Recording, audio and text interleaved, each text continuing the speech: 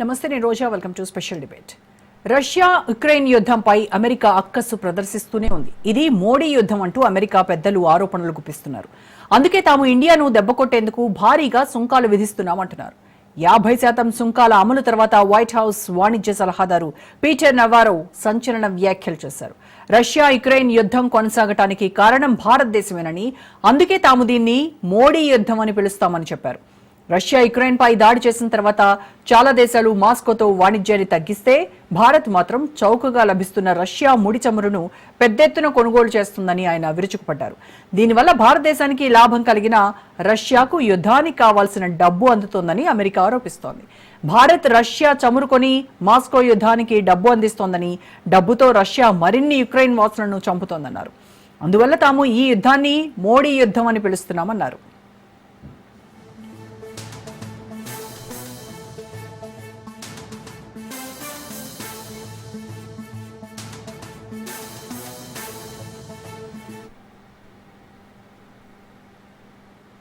భారతదేశం నుండి అమెరికాకు ఎగుమతి అవుతున్న వస్తువులపై ట్రంప్ ప్రస్తుతం 50% సుంకం విధించారు.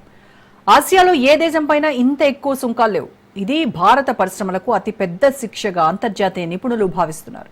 ముఖ్యంగా వస్త్రాలు, ఆభరణాలు, చిన్న తరహా పరిశ్రమలు వంటి రంగాలను దెబ్బతీస్తోంది. అయితే ఎలక్ట్రానిక్స్, ఔషధాలను ఇందుకు మినహాయింపు ఇవ్వడం కొంత ఊరటనిచ్చే అంశం. రష్యా నుంచి ఇండియా చమురు కొనడం ఆపేస్తే ఇండియాపై తక్షణం 50% సుంకాలు 25% తగ్గిస్తామని అమెరికా అంటోంది. అంటే వాణిజ్య రాయితీలు భారత ప్రభుత్వం తీసుకునే నిర్ణయాల మీద ఆధారపడి ఉంటాయని అమెరికా అంటోంది. భారతదేశం చేసే పనుల వల్ల అమెరికాలోని ప్రతి ఒక్కరూ నష్టపోతున్నారు. వినియోగదారులు, వ్యాపారులు, కార్మికులు, పన్ను చెల్లింపుదారులు అందరూ నష్టపోతున్నారని వైట్ హౌస్ వాణిజ్య సలహాదారు పీటర్ నవారో దుయ్యబట్టారు. మోడీ యుద్ధానికి అమెరికన్లు పన్ను రూపంలో డబ్బు చెల్లించాల్సి వస్తోందని ఆక్షేపించారు.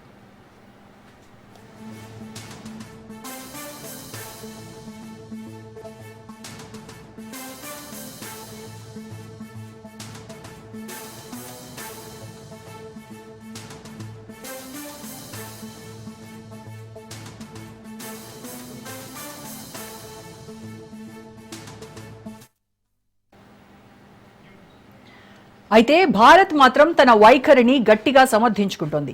రష్యా చమురు కొనడానికి కారణం ఇంధన ధరలు నియంత్రించుకోవడమేనని, దేశీయ మార్కెట్ను స్థిరీకరించుకోవడం కోసం అంటోంది. అమెరికా చర్యలను భారత్ అన్యాయం అంటోంది. దేశీయ అవసరాల కోసం ఎవరి నుంచైనా చమురు కొనుగోలు చేసుకోవడం మా హక్కు అంటోంది. దేశీయ సార్వభౌమాధికారాన్ని ప్రశ్నించడం అన్యాయం అంటోంది. ఇండియాను ఇబ్బంది పెడుతూ చైనాకు అమెరికా మినహాయింపులు ఇవ్వడమేంటని మండిపడుతోంది. ట్రంప్ సెకండ్ టారిఫ్స్ విషయంలో ఇండియాను బాధటమేంటని ఆక్షేపిస్తోంది.